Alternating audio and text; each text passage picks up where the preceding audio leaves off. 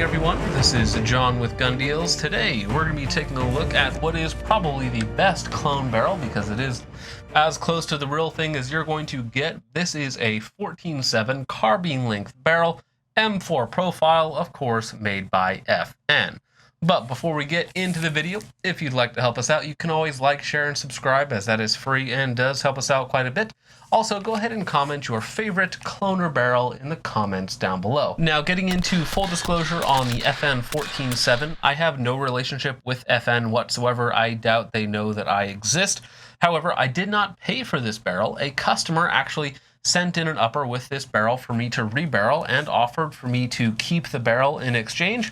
So I went ahead and did that, and now I am bringing you this video. Again, no relationship with FN, no money changing hands, but again, I didn't pay for it. Getting into it, this is not going to be what we're going to consider a modern profile. This isn't going to be ideal for all of us.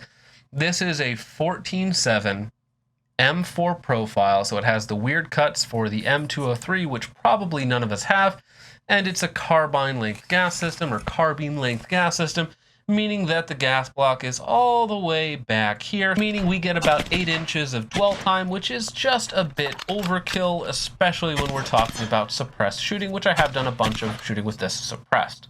Now, getting into the specifics of the barrel itself, these are not inexpensive. These are part of FN's line, so naturally anything in their lineup is between $200 and $300, if not more, for a barrel. Fortunately, the barrels are extremely high quality. This is one of their button cut barrels. Again, 14.7 carbine length gas system. This is a M4 profile, so it's basically a government profile, but with an additional cut up here for a M203, which again, if you're lucky enough to have one, very cool. For the rest of us, not so much. This is essentially a reproduction of the actual M4 barrels that were, again, 14.7 with this exact same profile, setup, so on and so forth, meaning that this is a great clone barrel, but also can be good for some other reasons as well, though I would doubt that it's going to be ideal for anyone, again, except for those cloner type situations. Now, as far as coatings go, we have a phosphate exterior, which is perfectly fine, no issues there. And then we, of course, have a chrome-lined bore and chamber, which is probably still one of the best possible coatings you can put on a barrel. Now, of course, we have 1-in-7 right-hand twist for our twist rate, which is going to be perfectly fine. 1/2x28 threads. We, of course, have a target crown on the end, M4 feed rams in the back, which is very standard now, but at some point in the past it wasn't. But everything is very standard, very high-quality coatings, very high-quality materials. In terms of their QC process, every barrel is individually high-pressure tested and then magnetically particle inspected to make sure that there's no defects within the materials, using the correct mil-spec material coating, so on and so forth. All of that with a true 5.56 chamber means that you get an extremely high-quality barrel, even if some of the specifics are an affront to our modern sensibilities with only a carbine-length gas system, an M4 profile, which is kind of ugly and inefficient.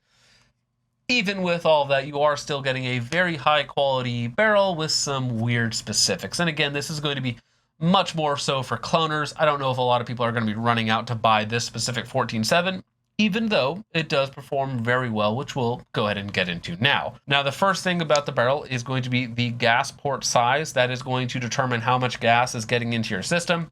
Keep in mind that we are running a short gas system with a longer barrel, so you have a ton of dwell time. The gas port size from FN was a .070, which is a little bit on the gassy side. It's definitely bigger than it needs to be. It is going to be a little bit over gas. Keep in mind that, again, this is a 14.7 carbine length gas system, so a .070 is more than what it takes to run the system. You're probably going to be getting anywhere from 130 to 2 o'clock ejection with full power M193 with carbine buffers, carbine springs. You're probably going to be running something a little bit heavier in the back end to slow it down anyways, or go like I did here, and we have the rifle speed adjustable gas block, which helps us out quite a bit. Now, keep in mind, I actually opened up this gas port for one of my specific videos on this gas block, but even so, the standard gas port of .070 is a little bit large. This LWRC 12.7, this is a 12.7 carbine length gas system, so 2 less inches of dwell time, and this one here has a .066 gas port size. So this is smaller with quite a bit less dwell time than the FN barrel. So again, the FN barrel is going to be a little bit on the punchy side for sure. Now, when we talk about adding a suppressor into the mix, you are definitely going to want an adjustable gas block, heavy buffers, a restricted tube like the BRT easy gas tubes, a suppressor gas block, something like that to help mitigate the gas, because again, you have a lot of pressure at the port, plus you have that pressure for a very long time, all of that dwell time while the barrel or while the bullet is past the gas port, but still inside of the barrel, you have a lot of pressure for a lot of time, meaning that especially when you add a suppressor in, you get a lot of gas back in your face, which is not particularly pleasant. Oh, I just got gassed out. Whoa! Oh, that's a little gassy. Now, when it's unsuppressed, it is still, again, a little bit overgassed, but with that extra gas, it is extremely reliable, even with cheap, weak ammunition, steel-cased ammunition, dirt, grime, so on and so forth. It has a lot of reliability headroom in that regard. Inefficient cleaning, bad ammo, so on and so forth. It's going to hold up a lot better than guns that are gassed right on the bleeding edge of reliability to begin with. However, there is more of a happy medium than this. So if you did want to cope about how it's gassed, you could always call it combat gassed or something like that. Now, one area where the barrel does extremely well is accuracy. I was actually incredibly surprised to see how accurate this barrel was. Again, we have a fairly thin taper in the back with that M4 profile, and then we have the aggressive cut up here for the M203. So the harmonics are a little bit wonky on the barrel, so I wasn't expecting to get extremely good accuracy out of it. However, again, even though the specifics might be a little off, FN does make an extremely high quality barrel, and fortunately, it's also extremely accurate. Now, I only had 3 different types of ammunition to test. I had some 55 grain ball, I had from Callaway Ballistic, so it was actually remanufactured ammo. Still fairly decent ammo, but remanufactured. It's not going to be quite as nice as some other ammos on the market. I had some 69 grain ADI, which is a good match load, and then also some 77 grain HSMs. Now, with the Callaway Ballistics 55 grain reman, I was getting anywhere from 1.5 to 2 MOA, which is very good for just basic ball ammunition. That is something that I am very happy with. Where it really shined with those with the heavier load. So the 69 grain ADI at 50 yards, it printed a 1-hole group, or at least with all of the rounds touching, which is right at 1 MOA, maybe a little bit under 1 MOA with, again, the 69 grain Sierra Match King loaded by ADI. And with the HSM 77 grain, it did 4 rounds in the same hole with 1 flyer. Maybe that was me. You can never rule me out of the equation because, again, I am the one shooting.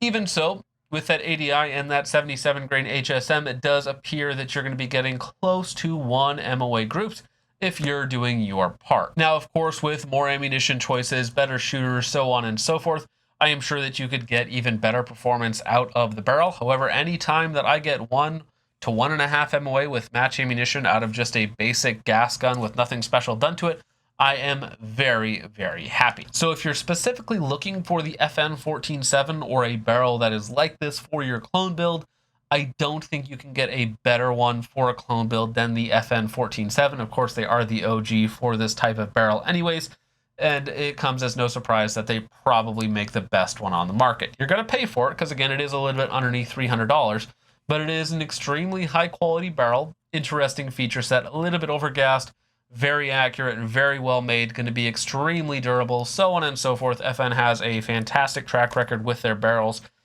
For a cloner, if you're looking for a clone correct barrel, this is going to be the way to go. There are probably some other ones on the market with a similar feature set. Probably none of them are going to perform as well as this one does. If you're just looking at this barrel for a more modern build, you want the best profile, the best gas port size, the best gas system length, well, this isn't going to be that. It is still a very high quality barrel that's a little bit quirky, and it's certainly worth it in some niche situations. Mainly as a clone build, clone correct build, you're looking for that look, that specific barrel. This is going to be the best one at that. There are better barrels for more general purpose applications, even from FN. If you want an FN barrel, they do make a lot of high quality barrels with more modern profiles, systems, so on and so forth. So with all that out of the way, guys, let me know what you guys think of the FN 14.7 barrel in the comments down below, or if you think there is actually a better clone M4 clone barrel, let me know what that is again in the comments down below. But with all of that out of the way, thank you so much for watching. I hope you all enjoyed. I will see you in the next one. Peace off.